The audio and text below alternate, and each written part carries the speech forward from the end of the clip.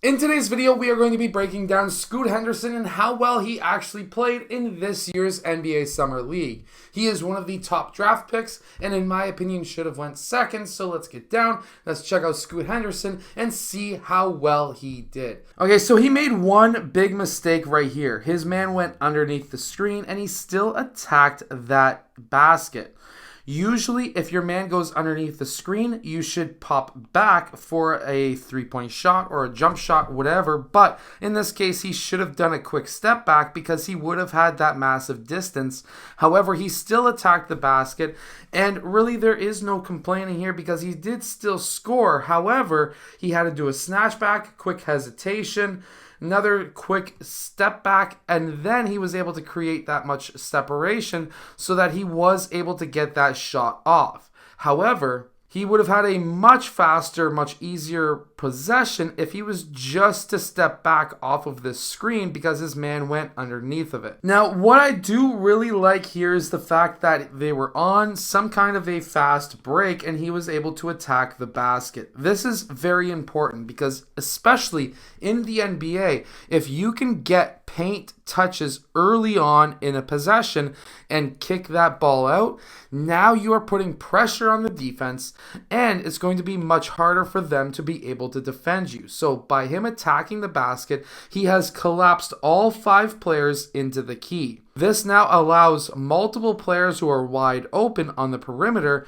to be able to hit three-point shots. And that's exactly what we were able to see right here. And you can do this yourself if you're a player. If you're on a fast break or if you're pushing the ball down the court and you're already going essentially downhill towards the basket, instead of trying to score on multiple defenders, and I know a lot of players will think, wow, this is a challenge. I am being pressured to be able to score on 5 guys. How dare they put 5 guys on me? I need to teach them a lesson. Instead of thinking that way, think, oh, wow, this is a fantastic situation that I'm in. I can score, but I can create opportunities for my teammates because now they've got a higher percentage shot than I do with 5 guys around me. And that's exactly what happened here, and his teammate was able to capitalize. Now, here is also something that's very good, and that is this quick hesitation coming off of a screen. A quick hesitation coming from a screen will allow him to freeze his defender onto his heels.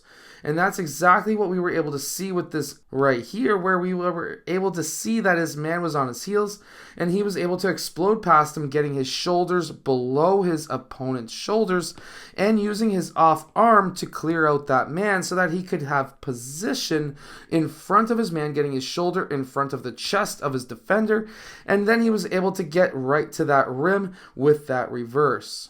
Now here he uses the screen properly. He attacks the basket because his man is going over top of the screen. This is extremely important because now he's putting pressure on these 2 defenders. By putting pressure on those 2 defenders, he now has a teammate who's wide open for a three-point shot, and he's able to get his teammate that shot and himself an assist. Anytime that you gather multiple defenders, as we see right here, you're going to have teammates open, and if you can get assists, that's just as good as a basket. Now this time he uses the screen properly. His man goes underneath that screen, and he was able to do a quick step back because now, watch, that man goes underneath that screen.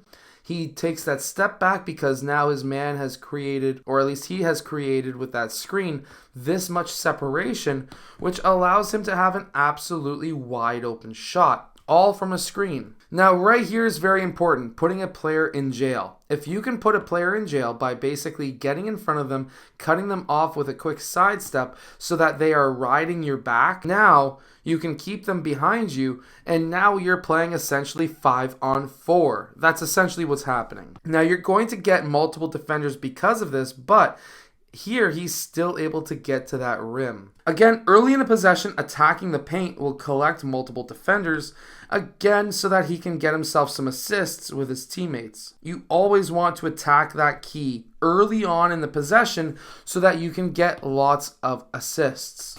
Here he's looking down court and he's able to get that assist just by pushing that ball as far as he can down court, just to put, again, pressure on the defense. His teammate's able to hit that three-point shot, but anytime you're doing these long passes down court, you're putting pressure on the defense. You're putting pressure on them needing to sprint back, and that is going to allow you to win more games. Here we see him attacking the basket, keeping that ball high. Now, while he could have finished at the rim, he had a help defender coming down. He could have tried to finish at the rim. He decides to do a pass out to the corner. Now, why is this important? Well, by him attacking the basket right here and collecting that help side defender, he now has 4 players around him and 1 man way up here. Which means that, again, you're attacking that paint. You're getting a paint touch. And in the NBA, that's extremely important. That's a skill that every single player needs to have, because if you can get that ball into the paint and kick the ball out, you're going to have teammates who can hit a lot of open threes. If you're a basketball player, make sure to go check out my hardest basketball shooting workout if you want to be able to shoot the basketball from further away. I hope that this video has helped you become a better basketball player. If it has, hit that like button and subscribe, and I'll see you guys again next time.